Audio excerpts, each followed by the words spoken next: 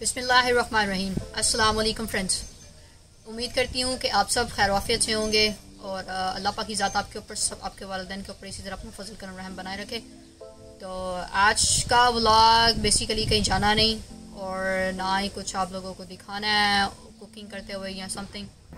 आज का व्लॉग है सिर्फ कोरोना के ऊपर, क्योंकि 2 दिन पहले पता चल रहा था कि पाकिस्तान में जो भी हालात पैदा हो रहे हैं इस वक्त, लाहौर में जो भी हालात पैदा हो रहे हैं कोरोना की वजह से, लाहौर पूरा बंद हो चुका है और बहुत ही दिल दहला देने वाली ख़बर है, बहुत ही तकलीफ़ दे खबर है। पर असल में चक्कर ये है कि ये सब हमारी अपनी गलतियों का नतीजा है। हमने जो कुताहियाँ की हैं, जो लागर्जियाँ बरती हैं, उस वजह से हम लोगों के साथ ये पेश हो रहा है। जबकि कहा गया था कि इटली के अंदर ऐसे हालात पैदा हो चुके हैं कि वहाँ पर गाड़ियाँ नहीं मिलती मैयतें उठाने के लिए, वो मैयतें उठा उठा के थक चुके थे। लेकिन हमारे पाकिस्तानियों के दिमाग में एक ही भूत सवार था, नहीं ये बीमारी है ही नहीं, डॉक्टर झूठ बोल रहे हैं, डॉक्टर पैसा खा रहे हैं, डॉक्टर्स ये कर रहे हैं, डॉक्टर वो कर रहे हैं। खुदारा 2 मिनट के लिए इंसानियत के नाते सोचिए, क्या डॉक्टर्स किसी के बेटे, भाई, खामन, वालिद नहीं है? या डॉक्टरें जितनी भी हैं, हमारी फीमेल्स डॉक्टर्स हैं, वो क्या किसी की माँ, बहन, बेटी नहीं है? क्या नर्सेस जितना भी हमारा स्टाफ है वो किसी का कुछ नहीं लगता?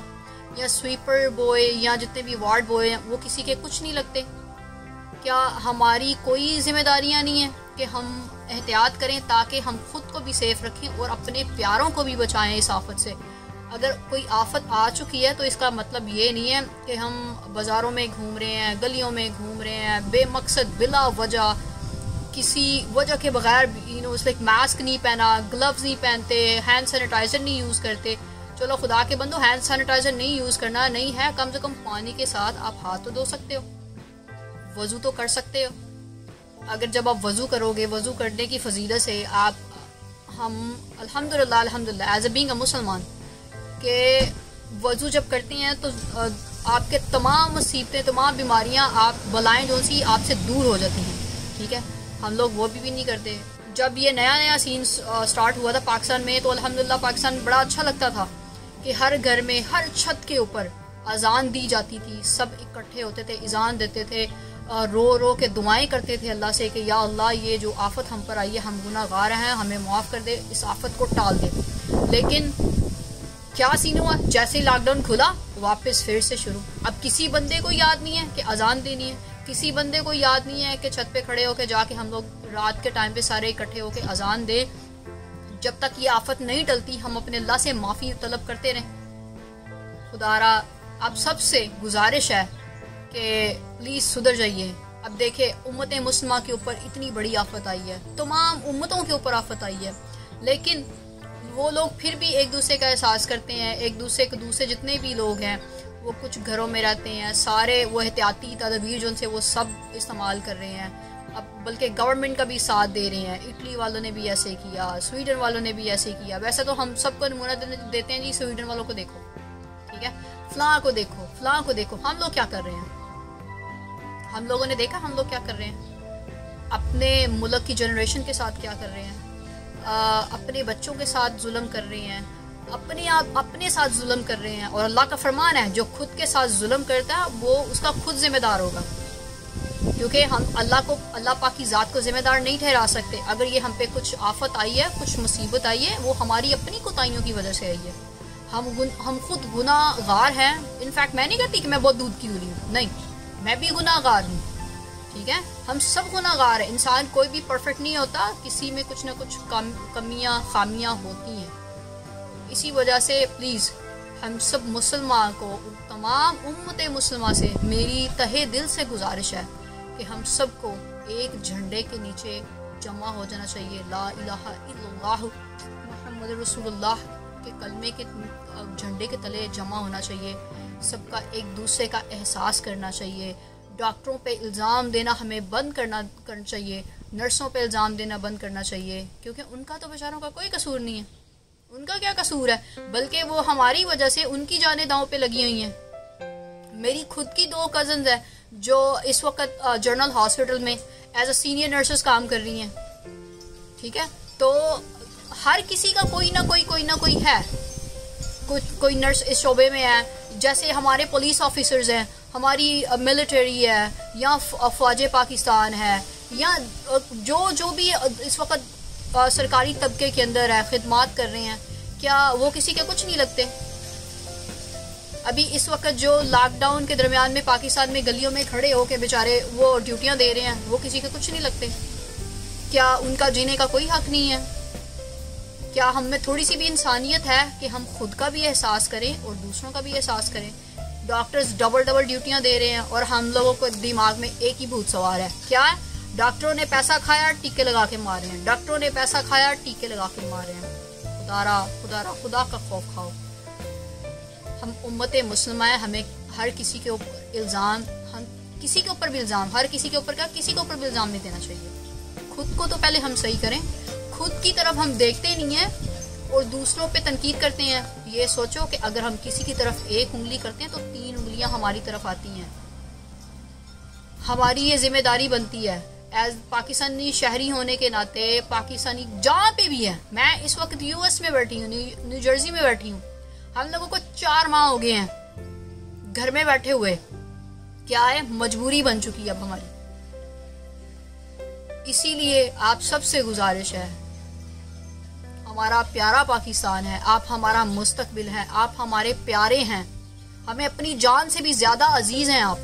खुदारा अपना ख्याल रखें और ये इस वक्त जो सा कोरोना की वजह से आफत आई हुई है, एक दूसरे का साथ दें, मुल्क पाकिस्तान का साथ दें, गवर्नमेंट का साथ दें, इमरान खान साहब का साथ दें, मेरी पाक फौज का साथ दें, पुलिस वालों का साथ दें, ताकि हम जितनी जल्दी हो सके इस आफत से लड़ के इससे निजात हासिल करें।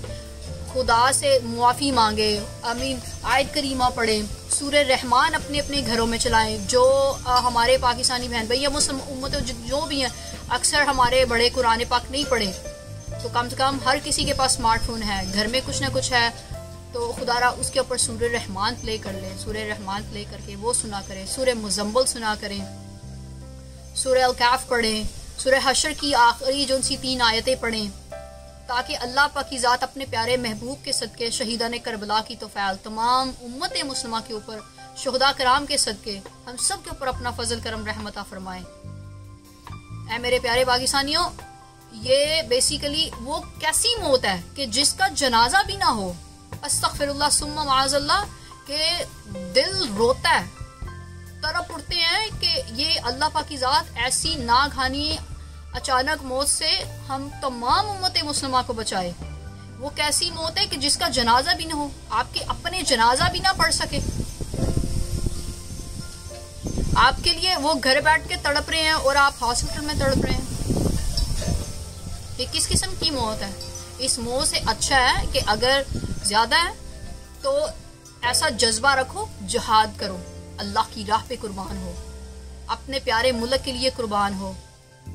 अब तो वैसे भी जंगे अजीम शुरू हो चुकी है, अभी तो हमें हमारा बच्चा हमें हर एक की जरूरत है, नौजवान की जरूरत है, बूढ़ों की जरूरत है, हर एक की जरूरत है कि हमने अपने अफवाज पाकिस्तान के साथ शाना बेशाना खड़ा होकर चलना है, उनका साथ देना है। ऐसी मौत से बेहतर है कि अल्लाह की राह में कुर्बान हो जाओ, दीन के ऊपर कुर्बान हो जाओ, दीन की खातिर कुर्बान हो जाओ, प्यारे आका की खातिर कुर्बान हो जाओ, शुहदा कराम की खातिर कुर्बान हो जाओ। इस मौत से वो दर्जा 1000 लाख गुने बेहतर है। तो प्लीज आप सबसे मेरी फिर से गुजारिश है, तमाम उम्मत मुस्लिमा से, जो भी हमारे देश परदेश में जिधर भी रह रहे हैं, सऊदी अरब में है, दुबई में है, अमेरिका में है, कनाडा में है, जहाँ पे भी हैं, चाहे वो सिख ब्रादरान है, चाहे वो हिंदू है, चाहे ईसाई है, जो भी तबका है, किसी भी कलर का है, किसी भी मजहब से तल्लुक रखता है, खुदारा प्लीज अपना ख्याल रखिए, अपने प्यारों का ख्याल रखिए, बाहर निकलने से गुरेज करिए बिला वजह, मास्क पहनिए और हाथ पाँव अपने धोते रहिए, मुंह को धोते रहिए, वजू करते रहिए, ऐसी चीज़ें खाएं जिनसे आपका इम्यून सिस्टम बढ़े। कलवंजी, आप सरकार सल्लल्लाहु अलैहि वसल्लम ने फरमाया कि कलवंजी के अंदर सिवाय मौत के हर बीमारी का इलाज है। तो हम क्यों नहीं आप सरकार की वो बातों को अपनाते जिनसे हमें फायदा हो सके, जिनसे हमारा भला हो सके, हमारे अपनों का भला हो सके, हमारे प्यारों का भला हो सके। हमें कलमंजी का इस्तेमाल करना चाहिए, नींबू का इस्तेमाल करना चाहिए, क्योंकि उसके अंदर बहुत मिकदार से विटामिन सी पाया जाता है। फिर हमें फ्रूट्स वो खाने चाहिए जो हमारे इम्यून सिस्टम को, हमारी कुव्वत मुदाफ़ियत को बढ़ाएं। हमें नीम गर्म पानी शहद डाल के पीना चाहिए। आपको पता है शहद के अंदर बहुत शिफा है। एक मक्खी सोचो कि जब वो रस चूसती है फलों से कि अपने छत्ते तक जाने तक वो दरूद पाक पढ़ती जाती है, तो उस दरूद पाक की फजीलत से वो शहद मीठा होता है। इनफैक्ट उस मक्खी को भी इजाज़त नहीं होती कि वो अपने छत्ते में चले जाए बगैर दरूद पाक पढ़े। उससे पूछा जाता है, पहले क्वीन मक्खी के पास जाने से पहले उससे पूछा जाता है, क्या तूने दरूद पाक आप सरकार पे भेजा? अगर तो वो कहे जी मैंने भेजा, तो उसको इजाज़त होती है उस छत्ते में जाने की। अगर कहे नहीं, तो उसको उस छत्ते में भी नहीं जाना दिया जाता, उसको मार डाला जाता है। खुदा के बंदो, एक मक्खी को मार डाला जाता है, तो हम तो फिर वो उसकी उम्मत है, उस प्यारे महबूब की, अल्लाह के प्यारे महबूब की उम्मत है कि जिस उम्मत के लिए मेरे प्यारे नबी ने, मेरे माँ बाप, मेरा वालिदैन, मेरा सब कुछ कुर्बान उन पे, उनकी आल औलाद पे कुर्बान, कि जिन्होंने उम्मत मुसलमान के लिए रो रो के दुआएं की कि या अल्लाह मेरी उम्मत के ऊपर कोई आफत ना है, मेरी उम्मत को बख्श दे। अल्लाह खुद अपने महबूब पर दरूद पाक पढ़ते हैं। हमारे फरिश्ते, जो ऐसे फरिश्ते जिनकी अल्लाह पाक ने ड्यूटी लगाई है 24 घंटे, उनके ऊपर दरूद पाक पढ़ते हैं। खुदारा हमें अपने अल्लाह की तरफ देख के, अल्लाह का हुक्म मानते हुए, प्यारे आका से मोहब्बत करते हुए और फरिश्तों के साथ मोहब्बत करते हमें अपने प्यारे आका पे दरूद सलाम भी भेजना चाहिए। चलते फिरते वजू बावजू हमें दरूद पाक भी पढ़ना चाहिए। और जो आप सरकार ने दुआएं फरमाई हैं, उन दुआओं को भी पढ़ना चाहिए। ठीक है, तो प्लीज़ आप सबसे बहुत मोहब्बत है, क्योंकि आप हमारे प्यारे। हम इस वक्त परदेश में बैठ के, आपको इस चीज़ का एहसास नहीं है, पाकिस्तान में इस चीज़ का एहसास नहीं है किसी को, कि जो प्रदेश में बैठे होते हैं वो हमारी खातर एक एक सांस मर रहे होते हैं कि हमारे प्यारों को कुछ ना हो जाए। पता नहीं किस्मत में होगा मिलना भी कि नहीं होगा, किस्मत में नसीब में होगा भी देखना कि नहीं होगा। जिस दिन का ये कोरोना वायरस का मसला हुआ है, ये वबा चली है, उस दिन के तो हम एक एक मिनट की मौत मरते हैं कि पता नहीं वहाँ पे क्या हालात हो गए, पता नहीं वहाँ पे हमारे प्यारों का क्या हाल होगा, सेफ भी होंगे कि नहीं होंगे।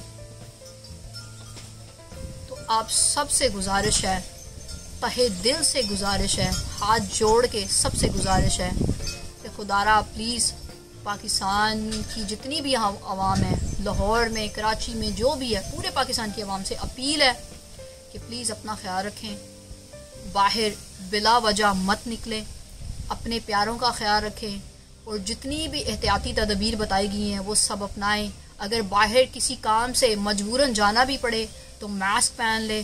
खुदा के बंदो, सिर्फ 2 हफ्ते के लिए अगर आप ये कर लो तो उससे आपको पता कितना फर्क पड़ेगा।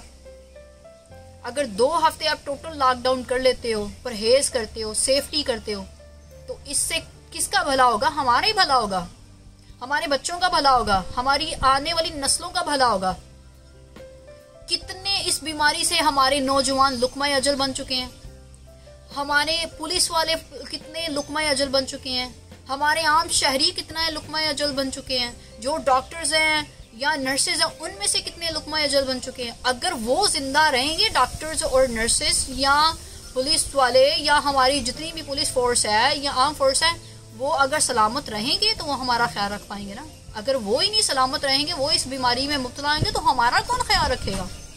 इस चीज़ की तो हमें सोच आनी चाहिए ना। हमें उन पे इल्ज़ाम देने की बजाय हमें खुद पे ध्यान देना चाहिए कि हमें एक कौम हो के सबका साथ देना है, अपनों का साथ देना है। इसी में ही हम सबकी भलाई है। तो एक बार फिर से आप सबसे गुजारिश है, प्लीज़ अपना ख्याल रखें। ये 2 हफ्तों के लिए जो पाकिस्तान गवर्नमेंट ने आपके ऊपर पाबंदियाँ लगाई हैं, प्लीज़ उनका साथ दें, अफवाज पाकिस्तान का साथ दें, हमारी पुलिस फोर्स का साथ दें, डॉक्टर्स का साथ दें, नर्सेस का साथ दें। हाँ, हम मानते हैं उनमें कोई माफिया भी है, लेकिन जब हम सब इकट्ठे होंगे तो वो माफिया भी हमारा कुछ नहीं बिगाड़ पाएगा। तो इसीलिए आप सब अपना ख्याल रखिए और अपना नमाज पढ़ें, क्या उसका नाम है, साथ में सब दुरूद पाक आप सरकार पे पढ़ें, आप सरकार पे दुरूद सलाम भेजें और रो के गिड़गिड़ा के दुआएं करें कि या अल्लाह जहाँ पे भी प्रदेश में देश में हमारे जितने बहन भाई हैं सब के ऊपर अपना फजल करम तू रहमत आ फरमा। ए रब्बे करीम, ए रब्बे रहीम, तू शहीदान करबला के तौफैल, इमाम अंबिया के सदके, 12 इमाम 14 मासूम के सदके, याहुल आलमीन ख्वाजा गरीब नवाज के सदके, दाता गंजबख्श अली हजवेरी के सदके और जितने भी हमारे बुजुर्गान दीन हैं, मेरे आका के कदमों की खाक के सदके, रब्बे करीम तू तमाम उम्मत मुस्लिमा के ऊपर तो अपना फजल करम और रहमत आ फरमा और तो हम सबको इस आफत से नजात अता फरमा। या अल्लाह हम गुनाहगार हैं, सियाकार हैं, गुनाहों के अंदर लथपथ हैं, लिबड़े हुए हैं, काले हैं, पर मेरे मौला तेरी रहमत सबसे बड़ी है, तेरी रहमत बहुत बड़ी है। या अल्लाह तू तमाम उम्मत मुस्लिमा के ऊपर और तमाम जितनी भी उम्मतें हैं सब तेरे बंदे हैं मेरे मौला, तू सब के ऊपर अपना फजल करम और रहमत आ फरमा दे और हम सबको तू मुआफ़ कर दे मेरे मौला और हम सबसे तू राज़ी हो जा और इस आफत को ऐसे उठा के ले जा कि इसको कहीं दफन कर दे मेरे मौला। या इलाही तू रहमत आ फरमा दे तमाम उम्मत मुस्लिमा के ऊपर। इसी के साथ आज का व्लॉग यहीं पर करते हैं ख़त्म। मुझे रीन नूर को दीजिए इजाज़त, दुआओं में याद रखिएगा। आप सब के लिए ढेर सारा प्यार, ढेर सारी दुआएं। अल्लाह पाक की ज़ात आप सबको अपने हिफ्ज़ ईमान में रखे, आपके वालिदैन के ऊपर अपना फजल करम रहमत अता फरमाए और तमाम उम्मत मुस्लिमा के ऊपर अपना फजल करम और रहमत अता फरमाए। हमारा ईमान सलामत रहे और हमें ईमान के ऊपर हमारा खात्मा हो। तो इसी के साथ मुझे दीजिए इजाज़त। अल्लाह हाफिज़, अल्लाह निगहबान, फी ईमान अल्लाह।